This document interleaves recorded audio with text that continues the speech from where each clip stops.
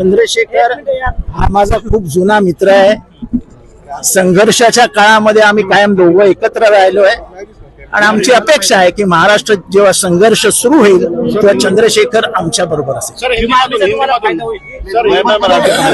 भीम आर्मीचा फायदा होईल का नाही वगैरे वगैरे त्या नंतरच्या गोष्टी आहेत, पण विचाराने तो आमच्या जवळ आहे. त्यांचा विचार एकच आहे, इथल्या जातीयवादी शक्तींना पराभूत करणे. महाविकास आघाडीचा जागा वाटपाचा फॉर्म्युला ठरलाय. आता ह्या विषय इथे कशाला आहे, आपण मुंबईत काढतो ना. 8 तारखेला शेतकरी म्हणजे संपवला जात आहे. कारण ज्या पद्धतीने शेतकरी संपवला जातोय, युवक संपवले जात आहेत, महिला संपवल्या जात आहेत, संविधान संपवलं जात आहे आणि ते वाचवण्यासाठी तर आमच्यासारखी लोक एकत्र आली पाहिजेत. हा देश वाचवायचा असेल तर सगळ्यांनी एकत्र आलं पाहिजे, समविचारी सगळ्यांनी एकत्र आलं पाहिजे. काय वाटतं नवीन मोटर वाहन कायदा निमित्त आता सध्या आंदोलन सुरू आहे. कसलं नवीन मोटर वाहन कायदा आहे ना, त्याच्यानंतर अरे काय प्रश्न, इथला प्रश्न विचारा ना यार, क्या प्रश्न नाहीत काय. नए साल की एकता देश में बड़ा परिवर्तन करेगी, मध्य महाराष्ट्र में भी करेगी. भीमा कोरेगाव संबंधामध्ये काय सांगा आपण? भीमा कोरेगाव स्वाभिमानाचं प्रतीक आहे.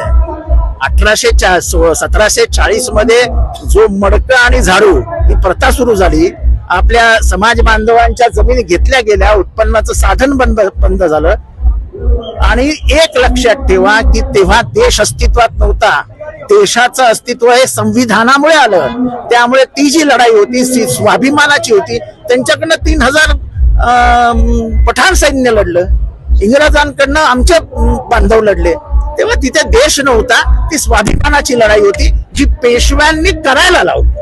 आज हम लोग शौर्य दिवस पे भीमा कोरेगांव विजय स्तंभ को नमन करने, सैल्यूट करने और अपने शहीदों को याद करने के लिए आए.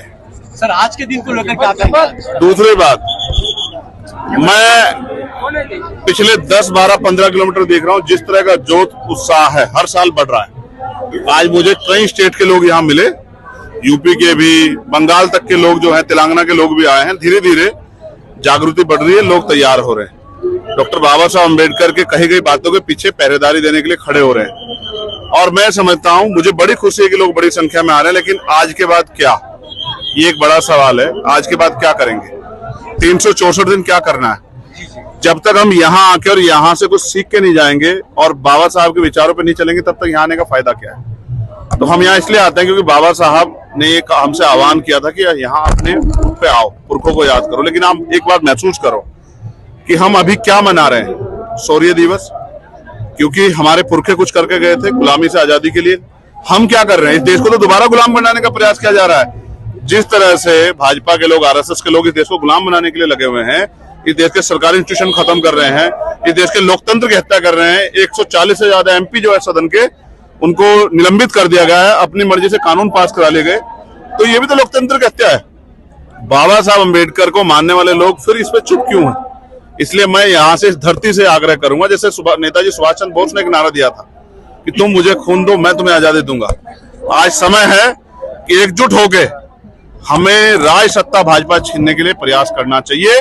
तो नारा यही है कि भाई हम यहाँ से मिलकर नारा दें कि आगे बढ़े. आप विपक्ष को, संघर्ष करने वाले लोगों को वोट दो और भाजपा को रोक दो, क्योंकि अगर भाजपा नहीं रुकी तो वो दिन दूर नहीं कि संविधान खत्म करके इस देश में पुनः वही कानून लागू कर दिए जाएंगे जिसमें दलित, पिछड़े, आदिवासी, जो बहुजन समाज के लोग, कमजोर वर्ग के लोग, उनको अधिकार नहीं रहेंगे.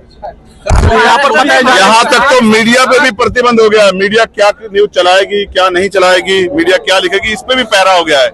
ये सब आरएसएस और भाजपा के राज में हो रहा है. इस आरएसएस भाजपा के राज को उखाड़ के फेंकना पड़ेगा. जितने अम्बेडकरवादी यहाँ हैं और जो देश दुनिया में रहे, उन सबसे मेरी अपील है कि अगर वास्तविकता में बाबा साहब अम्बेडकर ने कहा था कि मुझे मेरे मरने के बाद मरा हुआ मत समझना, जब तक संविधान जिंदा मैं जिंदा हूँ.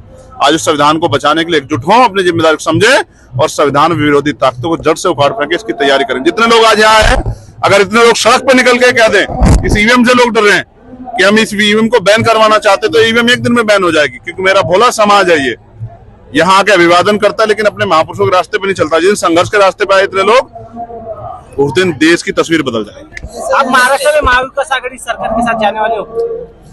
मैं कोशिश कर रहा हूं कि भारतीय जनता पार्टी का हर जगह से उनका विरोध हो और वो लोग सत्ता से बेदखल. ये यहाँ की सरकार भी उन्होंने कैसे बनाई आपने देखा ना, तोड़ के खरीद के लोकतंत्र की हत्या करके डरा के सीबीआईडी इनकम टैक्स का दुरुपयोग करके, यही ऐसे ही तो बनाई ना। जनता उनके साथ नहीं है, जनता तो आप बहुत सारे स्टेटमेंट के खिलाफ है, लेकिन जिस तरह उन्होंने मध्य प्रदेश में तोड़ के सरकार में, जिस तरह उन्होंने तेलंगाना में तमाम जगह प्रयास किए, आज भी वो लोग प्रयास कर रहे हैं, लेकिन जनता समझ रही है महंगाई मुद्दा है, बेरोजगारी मुद्दा है, किसानों की समस्या मुद्दा है, नौजवानों की समस्या मुद्दा है, महिलाओं पर अत्याचार मुद्दा है, नौजवानों के लिए रोजगार, स्वाभिमान सम्मान का जीवन मुद्दा है।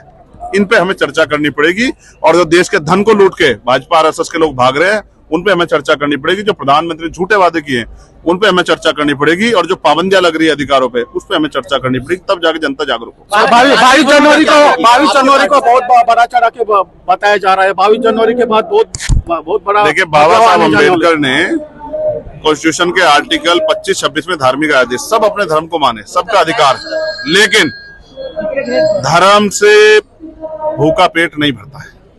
तो असल मुद्दा बेरोजगारी, असल मुद्दा महंगाई, असल मुद्दा बढ़ती हुई जो इकोनॉमी डाउन हो रही है, और जो प्रति व्यक्ति आय घट रही है, जो भुखमरी बढ़ रही है, ये मुद्दा है। जनता को इस पे, जनता का भला इससे होगा। जो 4 लोग संसद में घुसे थे उसके बारे में क्या कहेंगे? वो ये सरकार का फेलियर है। जो सरकार संसद की सुरक्षा नहीं करती, आम आदमी की जिंदगी क्या सुरक्षा करेगी? सर, संविधान बदला जा सकता क्या? बचेगा ना। फूले साहब अम्बेडकर, पेरियार, शिवाजी महाराज के वंशज बचाएंगे ना। जैसे अंग्रेज यहाँ से चले गए ना, ऐसे ये भी जो अंग्रेजों जैसा व्यवहार कर रहे हैं तानाशाही के, ये भी चले जाएंगे। आप देखिए, महाराष्ट्र में शरद पवार, उद्धव ठाकरे कांग्रेस के साथ। शरद पवार जी बड़े नेता हैं। अभी मैं उनसे पिछले हफ्ते मिला था, मैंने उनसे अपील की कि वो आगे बढ़ के लीड करें, तो बहुत देश में बड़े परिवर्तन हो सकते हैं।